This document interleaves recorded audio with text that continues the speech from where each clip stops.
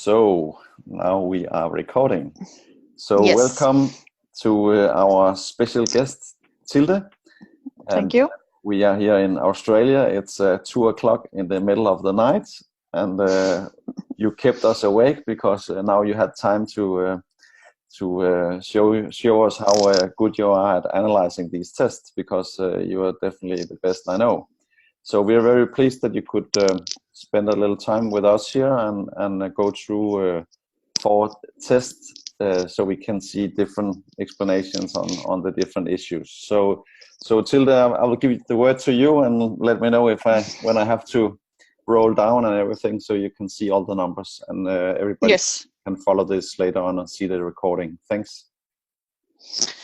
Okay, yes, so we will look at the first test, and on top of each test we have a box which is called indicators, with 6 different indicators, and all these indicators are different results, different calculations based on the actual fatty acids that were measured through the blood test. And just to give it a little explanation on what these indicators are actually telling us, because we do have some numbers. We have what we call the target. So the target is where you actually want to be based on science. And then you have your score, which is what we can see from the panel of fatty acids measured. And if we start with the first indicator, which is called your protection, and also your fatty acid profile value. And this actually means, this is actually a total overview of your fatty acids in your body as they are now, the level the different fatty acids have at the moment, how well are they protecting you against inflammation. So is it an appropriate, a very good, a safe panel of fatty acids you have at the moment? So the different levels, are they where they should be in order to avoid inflammation, or are they not very good at avoiding inflammation? So if we have a very low score here, and it's a percentage, so you want to be actually 100% protected, but above 90% is what we say this is the safe zone. And when you are in the red zone, the red it's like a traffic light, so red is definitely not where you want to go. This means that you are not, the panel of fatty acids in your body, the level of the different fatty acids at the moment is not suitable for protecting you against inflammation. Okay. So for this first one, for this the first person here, the score is 33%. So we definitely want to change the different levels of the fatty acids in this person in order to make him more healthy. So the second one is the omega-3 level. This is also very interesting, as this is a measurement of the EPA and the DHA level. And you can say that there are other omega-3 fatty acids like the ALA, which is plant-derived, but as the human body is not storing this type of fatty acid, this is not a part of it, because we don't really find any tissue levels at all. It's very, very low. And the body is normally transforming the ALA, small part of it, into EPA and DHA, or burning it as fuel. So we don't really see it in the body, and that's why it's not included in this one. So it's EPA and DHA, and you want to have above 8% of the total amount of fat you have in your body. You want that to be EPA and DHA in order to have the optimal health and the optimal, well, you can say the benefits from EPA and DHA. And above 8%, 8% is even on the lower side. We see the average in Japan, for instance, is 9.5%. And yes, so there are even some benefits from going above the 8%, but 8% is kind of, again, the safe zone. And for this particular person, it's 3.8%, so it's rather low, and he's in the red zone. So this means that this person could really benefit from getting a higher intake of EPA and DHA. And the problem with these two types of omega-3 fatty acids is that you really see that the level in the body reflects the intake, because this is not types of fatty acid that the body is really good at producing. So first of all, for producing it, it needs DALA, which is plant derived. So you need quite substantial amounts of this. And second of all, the enzymes that the body is using for converting the ALA to EPA and DHA is very, very slow. They're not working very properly in the human body. So experts are talking about 3%, and that's kind of the maximum rate of changing the ALA into the more effective EPA and DHA. So we really see that the level in humans is totally almost equal to what the intake is. So for this particular person, the intake is way too low, so he needs to put more oil on his engine, you can say, in order to build in more EPA and DHA into his body. So the next one is the omega-6, omega-3 balance, and this is extremely important because this balance number is telling us a lot about which state the body is in. Is it kind of anti-inflammatory state, or is it in an inflammatory state? And actually, our DNA is designed for an equal balance, like 1-to-1. So we want to have the same amount of the omega-6 called arachidonic acid and the omega-3 EPA, which is the most anti-inflammatory omega-3 we can get. So we really want to have an equal amount of those two in the body in order for the body to function optimally, and in order to be in an not to have this inflammation that we know is playing a role in all the Western lifestyle diseases. So we really want to have the optimal balance. And science is telling us that below the balance 3-to-1 is kind of considered as a safe zone. But we see that with, for instance, patients with the coronary diseases, that even a balance around 1.4-to-1 is where all the magic begins. This is where omega-3 really acts almost like medicine. But for healthy individuals, a balance below 3-to-1 is considered to be appropriate and safe. So for this person, we have a balance of 5.1-to-1. So it's a yellow zone, which means that it's not too bad, but it can definitely be better. And there will be benefits from getting a better balance. And this can be done by adding extra EPA to the diet. And if you can just scroll down for a second, if we look at the panel of fatty acids measured, yes. And then we go to number 3 from the bottom, eicosapentaenoic acid, which is the EPA. We can see that the target value is 4.1, and the value that was measured in the blood spot test is 1.2. So this person is actually quite low on the EPA, and that explains why the balance is not very good. Okay, let's go back to the top. And then we look at the arachidonic acid formation efficiency.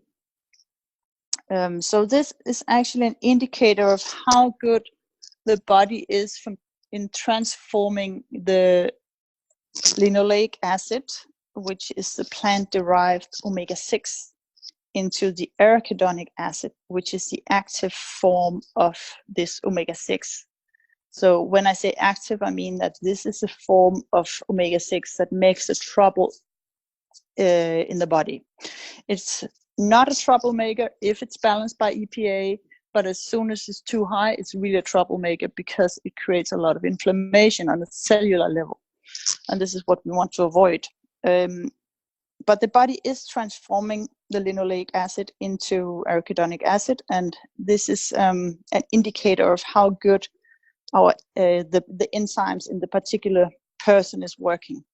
So there's one little uncertainty here, because this doesn't account for the intake through the diet. So we can actually also get arachidonic acid from the diet, for instance, from eggs and chicken and different meat products. And if you want more time, go to the panel of fatty acids measured. Could you please take the, yes. So we look at the arachidonic acid, the AA, which is number 4 from the bottom, and we see that the target value is 8.3, and your value is 6.3. So actually, this particular person doesn't really get enough arachidonic acid. So one recommendation in this incident is to look, well, there are actually 2 options, because either the person can get more finished arachidonic acid from the diet, for instance, from taking in more animal products. Or another thing that we can look at is the linoleic acid, which is number 4 from the top. We see that the target value here is 20, and your value is 16.6, which means that this person doesn't really get a lot of the linoleic acid from the diet, which is actually rarely the case we see nowadays, because linoleic acid is coming from a lot of the plant oils which are used widely in the industry. So like grapeseed oil, corn oil, cottonseed oil, sunflower oil. All these oils are packed with linoleic acid. And this is one of the reasons why it's such a big problem in modern world, that these oils are hiding everywhere. And when we get them into our body, they are transformed into the AA, and then hell breaks loose, especially combined with our lack of EPA and DHA in the diet, in the modern diet. But we can see that this particular person is actually lacking some of the LA also. So I would say that this person actually lacks some oils, both omega-3 and omega-6. Can we go back to the top again? Yeah. Yes. Okay, and then we go to the cell membrane fluidity index. So this indicator tells us how flexible the membranes of the cells in this particular person's body is, or are, because we have many cells, and this tells about the flexibility of the cell membrane, which is important for how well the cells are functioning. So if the cell membrane is very tough, hard, and inflexible, the cell has issues in obtaining energy and also getting rid of waste products. If the cell is very flexible and like very elastic, the cells are functioning much more better, because then they can more easily communicate with other cells, and this is very important for your health. And the problem here is, as we see, that the score is 11, and we want the target to be below 4. So below 4 means very flexible, and when we are higher than 4, the higher we are, the less flexible the cell membranes are. So in this particular case, the person is in the red zone, which means that the cells are way too tough, too hard, they don't have the flexibility. And the way to improve that is to add more of the omega-3s, because the body actually wants to put the omega-3s into the cell membranes, but when they are not available from the diet, which is the only way we can get them, the body has to substitute them with something else, which is not making the cells function optimally. So in this case, if this person starts to add more omega-3s to the diet, all this new cells that his body will make over actually the next 7 to 10 years, because that's how long it takes to renew all the cells, they will all be better functioning. So there's really a massive gain to achieve here in order to make the body function better, because basically our body is consisting of cells, so you want the cells to be working well. And if we look at the panel of fatty acids measured, just to tell you how this is which values we're looking at. So the fatty acids that makes the cells very stiff and hard is actually the saturated ones, because they have the melting point is much higher, so they're much more hard at the body temperature. So we look at the PA and the SA, so the two top ones, palmitic acid and stearic acid, and we see for this person that especially the palmitic acid is quite high. So the target value is 23.8 and your value is 29.3, so the deviation is 5.5. So this person has too much palmitic acid in the body. And this also means that the body will put this into the cell membranes and make it stiff. And when we at the same time don't have enough omega-3, then we have that problem. So one other thing. Where do you get that palmitic acid from? Yeah, so that's the next. So you can either get it from the diet, but actually the science behind it, or the experiments that has been, when the scientists have looked into it to see what actually happens when we add more palmitic acid to the diet through normally animal food, it's not necessarily reflected in the person. What is more obvious, what has become more clear, is that the liver in humans is making more palmitic acid in an answer to a higher carbohydrate intake. So if you take in too much carbohydrates, the human body will start to produce palmitic acid. So this is usually an indicator of slightly too high intake of carbohydrates. And in this case, I think this could that be? So that could be all kinds of grains, potatoes, rice, but also definitely also like table sugar, sweets, candies, cakes, ice cream, and together, because our modern diet is very high on these kinds of foods, they generate a very high intake of carbohydrates a day, and that can cause a problem. So in this case, looking at this panel, it looks like this person is taking too much carbohydrate and too little oil. Okay. So I would exchange some of the carbohydrates with some more fats, and fats are also more is a more satiating food. Okay. So I think that could be a good idea. Okay, so let's look at the last one, which is the mental strength index, and this is an interesting part of the panel, because we know that the omega-3s, they have a very important function in the brain. So one of the most important scientists and experts on omega-3, he says that omega-3 is for the brain what calcium is for the bones, and that sometimes put a good picture for people, because we are very aware that we need to eat a lot of calcium in order to take care of our bones, but we don't consider that we also need to keep our brain healthy with adding the right fats, and especially DHA is very high in the brain. So if we don't have enough of that, it can have some serious consequences for brains, especially in younger people and also in elderly people. So the mental strength index needs to be below 1, and here's 1.6, so it's actually not too bad. And if we go, can we go back to the panel of fatty acids? Yes. So we see, for instance, that DHA is not as bad as 2.6, should be 4.9, but it's not as low as the EPA. Mm-hmm. So the DHA is actually a little bit better compared to the EPA. But the problem is that the body, because it's a brain using a lot of the DHA, the body will also always make sure that it has enough DHA instead of EPA, because the conversion from EPA to DHA is quite easy for the body.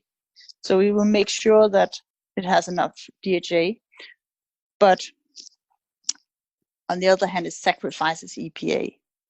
So what we want to do here is we want to put more EPA and also DHA in all. We want just to put more omega-3s, but I'm quite sure we will see if we start to add oil, to add EPA and DHA, we'll see that all these different figures will change. And if this person at the same time could add some more, actually just oil to his diet, that would be very, very good. A good benefit, a lot of benefits from that in terms of health. Okay. But if we look at the omega-9, there is more than enough. Yeah, which is olive oil, isn't it, or omega-9? No, well, it can also come from like safflower, and also the body can actually make it itself. Okay. And what we need to be aware of is that when the things that should be there is missing, the body has to put something else instead. Okay. And it usually puts in things that it can produce itself, because that's the only thing it can do. The problem is, again, that these oils like oleic acid and palmitic acid, which is also quite high, they don't have the same properties as the omega-3s. So this will change. It always changes when we start to add oil, again, because the body will prefer to use the omega-3s, but when they're not available, it has to put something else instead. Okay. Cool. Should we look at the next one? Rob, do we have any questions to this? No, that's fantastic. Okay. Let's take a look at the next one here. This is red, and red. Yeah, so this is quite red, actually. We see first of all that the level of the different fatty acids that this person has in his body right now, it's not very favorable in terms of avoiding inflammation. Not at all, actually. The score is at 0%. It should be above 90. So to begin with, I will say that that's really something that can be improved here. Mm-hmm. And the omega-3 level, EPA and DHA level, is at 2.9%. So if we look at all the fatty acids in this person's body, only 2.9% of them are omega-3s, and they should be above 8. And especially the EPA and DHA, which are the most important, which is the most effective in the body to avoid inflammation. We want to bring this level up, and we can do that by adding oil or adding more omega-3 to the diet. So the balance for this person, so the balance between the omega-6, the most inflammatory omega-6, which is the AA, and then the most anti-inflammatory omega-3, which is the EPA, the balance is 21.7 to 1. And we want it to be below 3 to 1. So this means there's way too much omega-6 in the body of this person. And that means that he has actually an ongoing inflammation on a cellular level. That means that the environment for the cells is always slightly inflammatory. And this is really, really bad in terms of overall health and in terms of avoiding the typical Western lifestyle diseases like cancer, like heart diseases, like autoimmune diseases, and so on.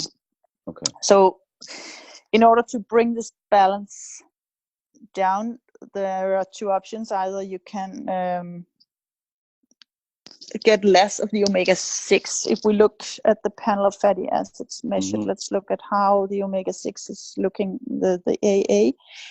So number 4 from the bottom, arachidonic acid, we see that the target value is 8.3, and this person actually has 12.6, which means that he has quite high level of omega-6. And if I look at the omega-6 cholinolic acid, the LA, which is number 4 from the top, we see that he's actually quite good there. His target value is 20, is 19.9, which looks like, well, either his body is extremely good at transforming this linoleic acid into the arachidonic acid, which is individual, or else he gets a lot of arachidonic acid from his diet. So that can come from animal products, eggs, chicken, different kinds of meats, especially meats that comes from animals that have been grain or corn fed. So not grass fed, but the more, let's say, conventional way of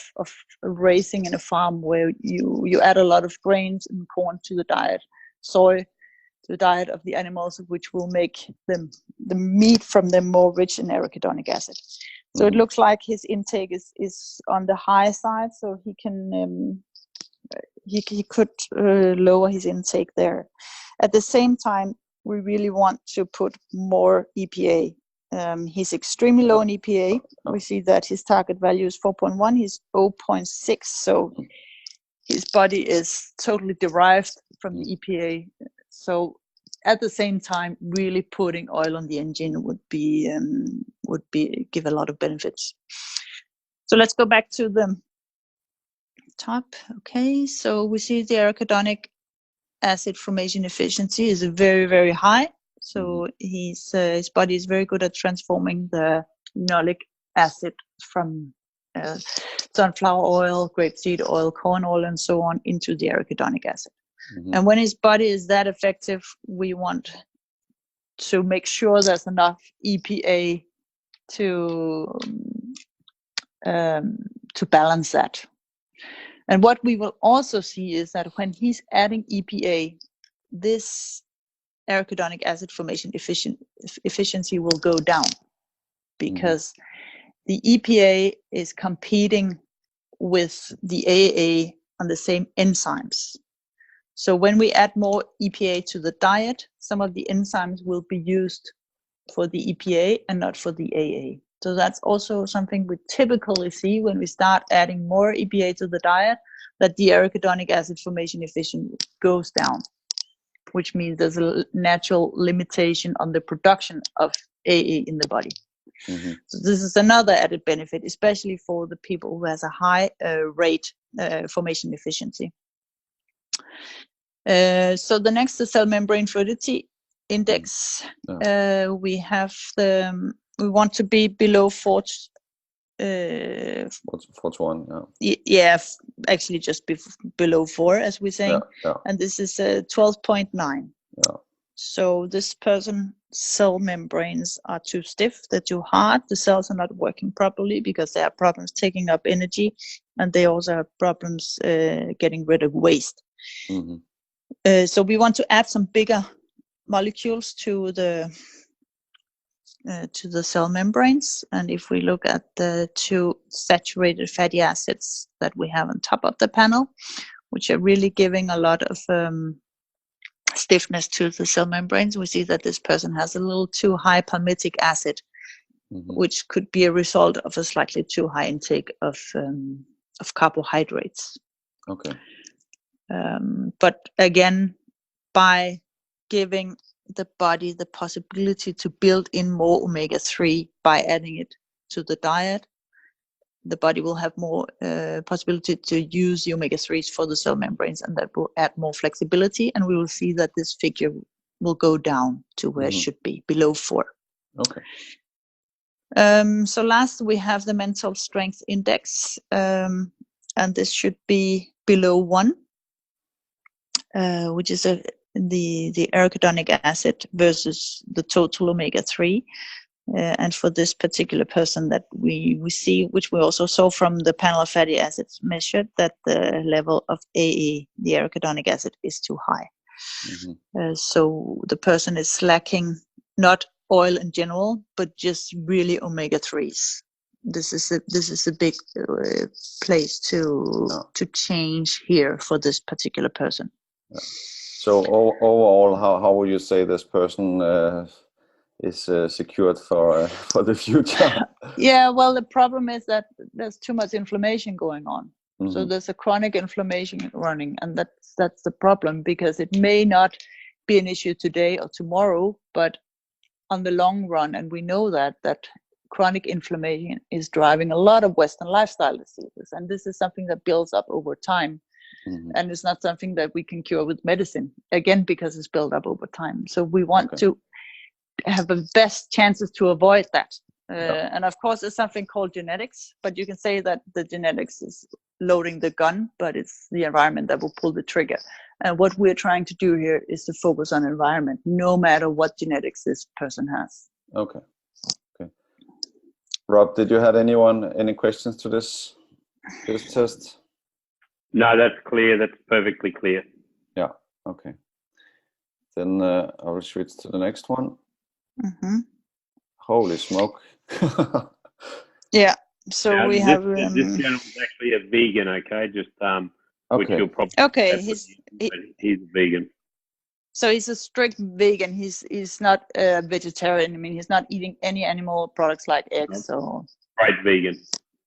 Strict vegan. Okay. Great. Okay, so first of all, the fatty acid profile value is not very healthy. He's not very well protected against inflammation, and the score is 0, should be above 90%, because of course you want to have the best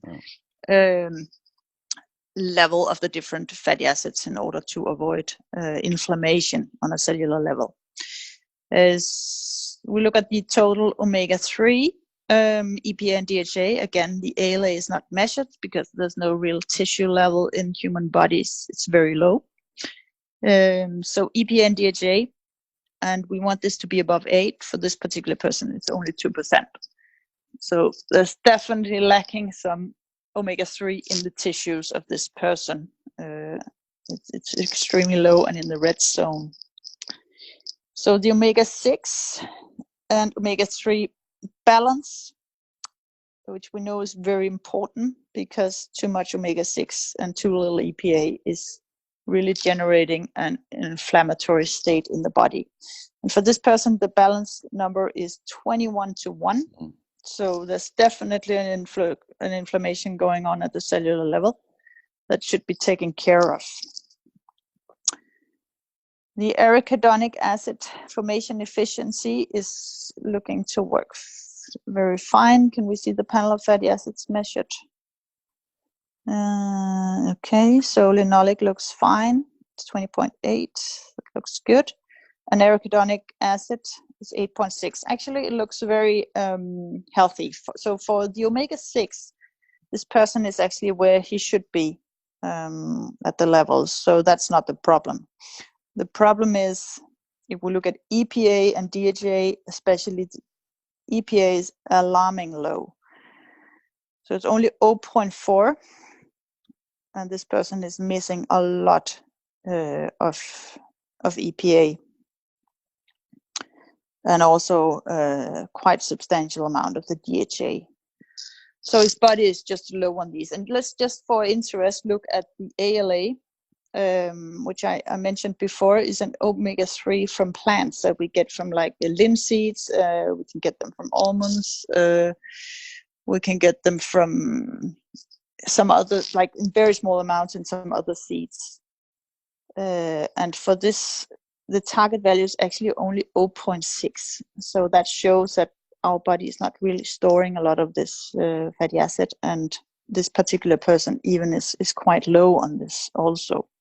Oh. So he really needs some more omega-3s from his diet. It's way too low on omega-3s. So let's try and go back to the indicators. Okay, so cell membrane fluidity index. Oh. The cells of this person is way too stiff, way too hard, because we have a high number here and we want it to be below 4. So below 4 means that the cell membranes are very elastic and flexible, but for this particular person, they are too stiff and too hard. So the cells are compromised by not being able to take up energy well and to expel waste. And if we look at the figures, it actually looks like, well, he's a little bit high on the PNSA, which are the 2 saturators that we see on top, but nothing I would really bother with. I find that the biggest problem here is lack of omega-3 in the diet. Because these molecules, yes. What is the homo gamma something? It's omega-6, number 5 that's from the bottom. Omega. Well, that's probably because he's taking in something. Because that's more or less twice of what it should be. Yeah, it's on the higher side. Well, he will probably get this from, I don't know if he's adding any like oil of any kind from, actually I'm not sure what this plant is called in English, because there's one plant What is it said in Danish? I can translate it here. Kæmpe natløsolie. Kæmpe natløsolie. Kæmpe natløsolie, yeah. Okay, I don't know if Google can translate that. Because there is one particular oil that is rich in this, and I know that some people... Giant nightlight oil. Giant nightlight oil. Could be that he's adding to his diet. Evening primrose. Evening primrose, yes. Evening primrose, is that the right one? Yeah. Okay. That's the one, yes. Okay. So maybe that's something he's taking in. Okay. But it's right, it looks quite high. Yeah. But the thing is, concerning the test, that this particular omega-6 is not playing a role in the inflammation, and we see that the level is very low. It's actually the AA which is a big problem. Okay. So even though he's a little high on this one, we don't need to worry a lot about it. Okay. Because the AA that's a trouble one, the troublemaker. Okay. Okay. So the mental strength index, again, we see that this index is too high for this person, so it's 4.2, and it should be below 1. And the problem is, again, that not too much omega-6, more a lack of omega-3. Yeah. So that's a general problem for this person. It looks good, but he just needs to add some more omega-3s to his diet. Yeah. So he's basically pretty healthy on the omega-6 part, but the other one is horrifying, just to say. And also saturated, also actually his full profile. Well, he has a little high on oleic acid, but again, if there's not any omega-3, the body has to put something there. Yeah. So that will also equal out when he gets the omega-3. I'm quite sure that will equal out. Just give him some omega-3, he will be good. Okay. Rob, any questions to this one?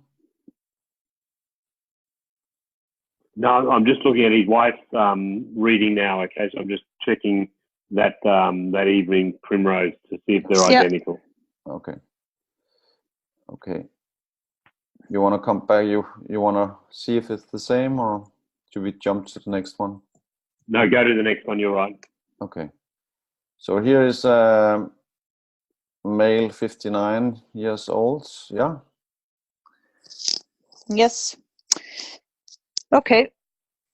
So not a very good fatty acid profile value. Again, score of 0%. Should be above 90. So there's something there that we can look into. Something is not where it should be.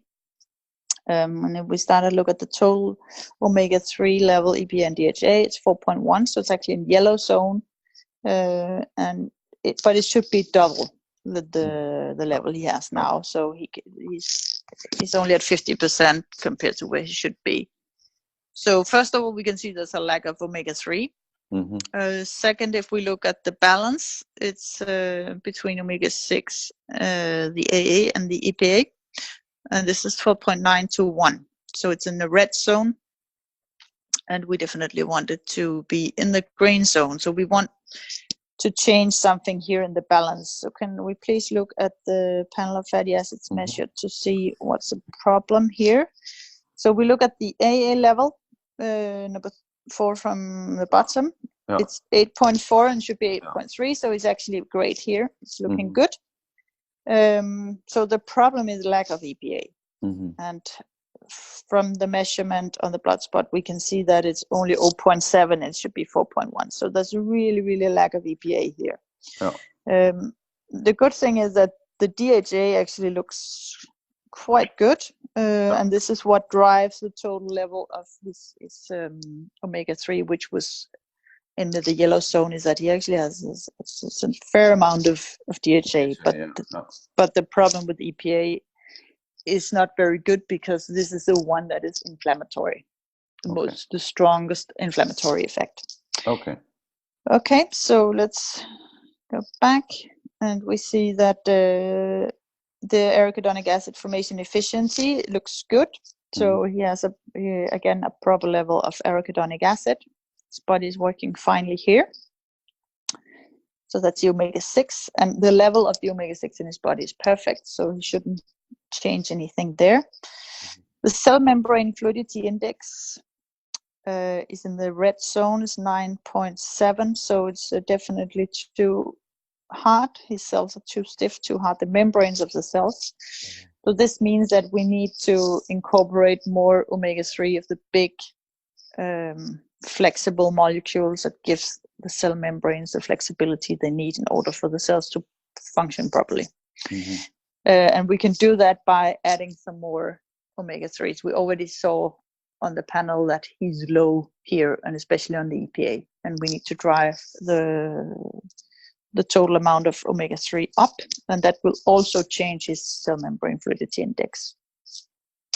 So the last one, the mental strength, he's in the yellow zone, and he's at 2, and that is mainly explained by his level of DHA, which is 3.5. So as this is a balance between the A and the total omega-3, this balance is much better because he has a high level of DHA.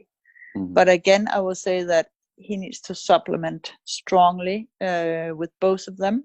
But of course, the EPA is extremely important for this particular person.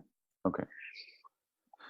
So just I don't know if you can do it just quickly, but I think it could be fun just to take all of them one by one. Just say what kind of food is that, because what would that typically be the kind of food for PA and SA and OA and LA? Is that possible? Or? Okay, so where they're coming from? Yeah, it's just to put, because for most people all this is just crazy codes. So if where do they normally come from in our diet? Sure. So the palmitic acid is coming from animal foods, also from it's actually this the same with those two, palmitic and stearic acid, that they are coming from animal foods, like meat, fat from meat, especially. All fat, not as much in fish, but for pork, beef, lamb, chicken, and also from dairy, a lot from dairy. And then we see that stearic acid. And where do the vegan get this from? Well, actually, their bodies can produce them. Okay. So this is not essential fatty acids. Okay. So the body can produce those from carbohydrates, especially. Okay. Yeah. And also that we can get it from coconut. I need to mention also that coconut is quite rich in stearic acid. Okay. And oleic acid is coming from olive oil and from safflower oil, for instance. And we also find it in like some nuts and many places. Well, what we need to remember with these fatty acids, that in all natural fats, there's a mix of saturated, monounsaturated, and polyunsaturated. So there's always a mix. The difference is, where does the balance go to? So in animal food, we have more of one, but we also have the others, and in plant foods, it's the other way around. Okay. So oleic acid, this is found mostly in some plant oils. And again, this is not essential. Which means that the body can produce it. The linoleic acid is the one, the omega-6, which is derived from the plant world, and this is the one that we seen an explosion since the 60s in our diet. It's really gone up, mostly because we use all these plant oils now, and industrial produced food is very rich in these plant oils because they're extremely cheap to produce. So they're usually actually waste products, for instance, from grape seeds, from corn, very cheap to produce, cottonseed, sunflower oil. So all these plant oils, which are everywhere, they are very rich in this omega-6. And this omega-6 is converted in the body to arachidonic acid, which is a troublemaker. Then we have the ALA, which is a plant-derived omega-3. And this comes from Well, it's actually a ALA in grass as well, and that's why when cattle is eating grass, it actually transforms the ALA into EPA and DHA, which is very good for us when we eat the cattle. The problem is that if the cattle doesn't eat grass, it's producing arachidonic acid instead. That's not what we want. But we find it in linseeds, a little bit in almonds,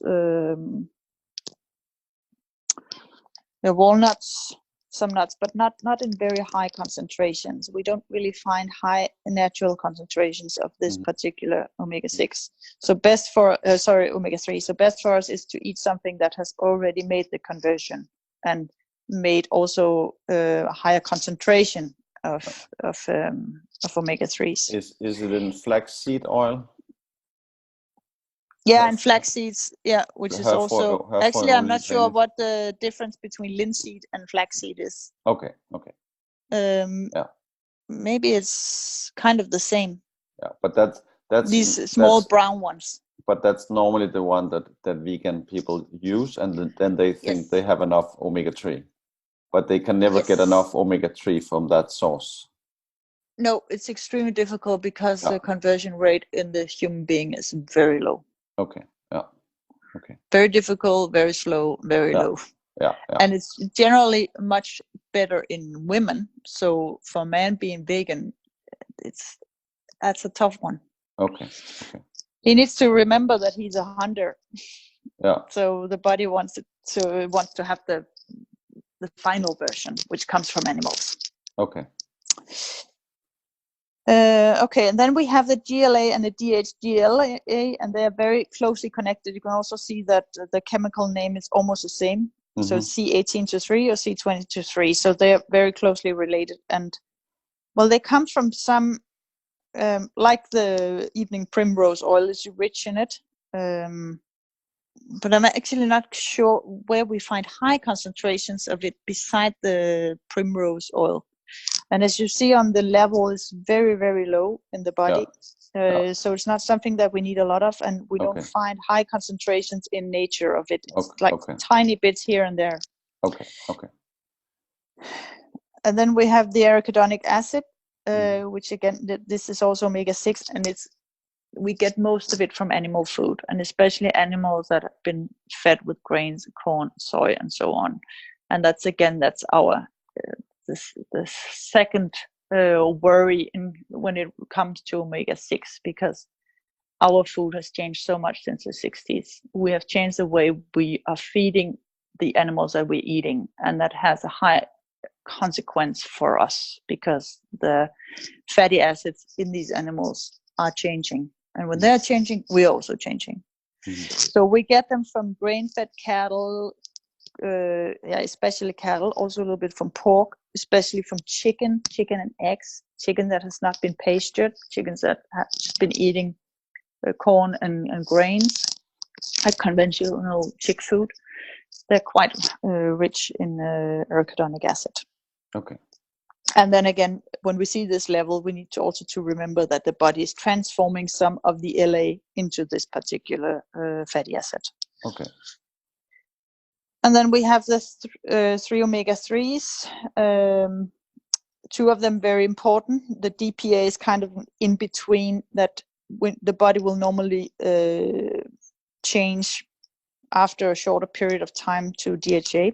Okay. So EPA is the most anti-inflammatory omega-3 that we have. It's extremely important, and we see that our diet is so low on this fatty acid. We get it from fish especially, or from pastured animals. Algae, and also from algae. Yeah. Algae. Okay. And we need to remember that fish that has been farmed are not very high in omega-3s. Again, they are fed with the same shit food like soy protein, soy, and other so crap. on. Yeah. So again, the level of omega-3 in these fishes is horrible low. Yeah. So we actually need to get wild caught fish, or we need to get wild animals or pastured animals in order to get this fatty acid. And we can also find a little bit in dairy if the cattle, if the cow has been eating grass. Again, it all comes down to what the animals are eating. Mm-hmm. And again, the DPA is kind of in between those two, so it's a part conversion. It's not really that active in the body, so the body will normally transform it into DHA.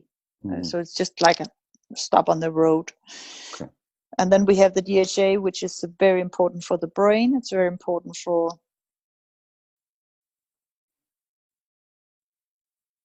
Very important for. I lost you. Okay, Rob, are you there?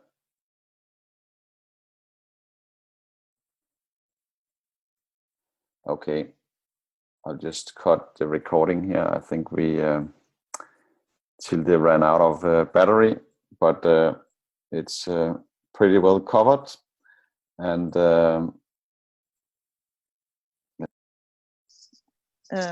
they stick to the oil when they know why they're doing it, and when they have that knowledge about themselves that the test can give them. So the compliance is high, and I think that's a good investment. I like the idea of talking to them about, having fish that's, wild caught fish, not having farmed fish. And I suppose, do you ask them questions like, what do you eat? Yeah, I normally do that. And also I try to start with the test and then say, for instance, with the palmitic acid, to say, you are high here. What does your diet? Tell me what you're eating. Do you take in, how would you consider your intake of carbohydrates? And then they explain me what they eat. And then we're talking about what could we change? What could we add instead in order to have a better fatty acid profile value? Yes. So yes, I usually have that dialogue with them, talk about what are they actually eating, what could they change to improve. And do you see where I'm going with this, Rob? Because I think that will help us when we do the test. When we ask them to do the test. Yes. If we know what they're eating, okay, yes. It's going to give us a greater idea of what is actually going to come back and what they actually do need. I mean, we're just babes in the woods at this. We'll get better at it. How long have you been doing this? How long have you been doing the business? Well, 1.5 years, I think. Yeah, it always starts a little slow, but then as you get better and the word is spreading, it helps. Fantastic. But I'm really keen on sharing, because I think what is very strong for this is that we have all that science, and there's really some, we can do it right, and we have a lot of information that we can really help people by knowledge. That's right. We know what we're talking about. I know. I just found it just really interesting. I really appreciate you doing this for us.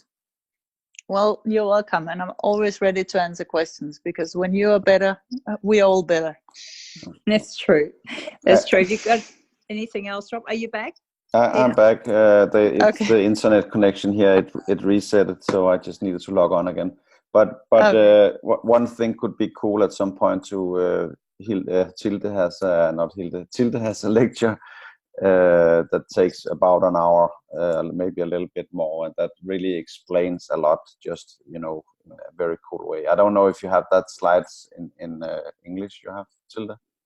No, but I can make that. I was just considering that before I joined the meeting here, that it would take me half an hour or so to change, and then I could send it, and maybe we could make a new recording where I tell about the slides.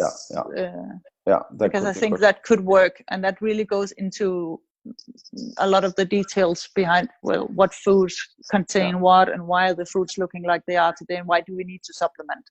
That would be fantastic. It gives the whole background. I mean, in just such a great way. I mean, when you can't, everybody's seeing that they are 100% convinced about, they need some balance on it.